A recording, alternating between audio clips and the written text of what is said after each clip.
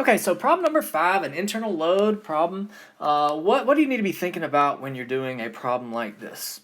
For internal loads, we're going to cut it and solve for N, V, and M. Start by looking at the whole free body diagram. Think ahead at which side you're going to keep and solve for the unknowns on that side. You've got time, so maybe solve for all the unknowns, but you really only need the unknown of the side you're going to keep.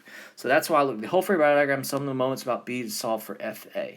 And so then, once you've solved for any unknowns on the side you're going to keep, then redraw it and cut it and draw the N, V, and M in the positive sign convention. What is the positive sign convention? Well, N is always positive out of the cut, like tension, like a rope that is pulling. V is, technically, it would be something that would spin this clockwise. I just always memorize it. It is down if we're coming on that side. And so if I was coming from here, it would be positive up. N is always positive out.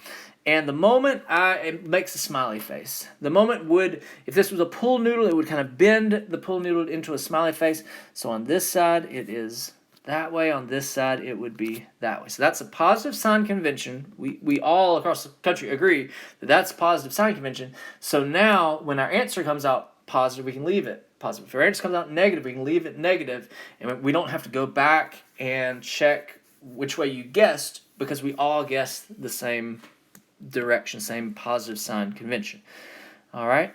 So don't forget about how to handle distributed loads, couple of moments, pins. This is a pin-connected collar. Don't forget about that. Earlier in the last test, you had a problem that had a distributed load, and we cut it kind of in the middle of the distributed load.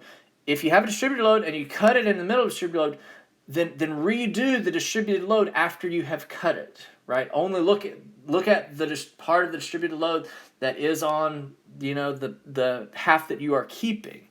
You probably have replaced the distributed load with a force when you look at the whole free body diagram, but when you cut it, do the distributed load over again. Replace it with a different force. Might be different force, might be different location.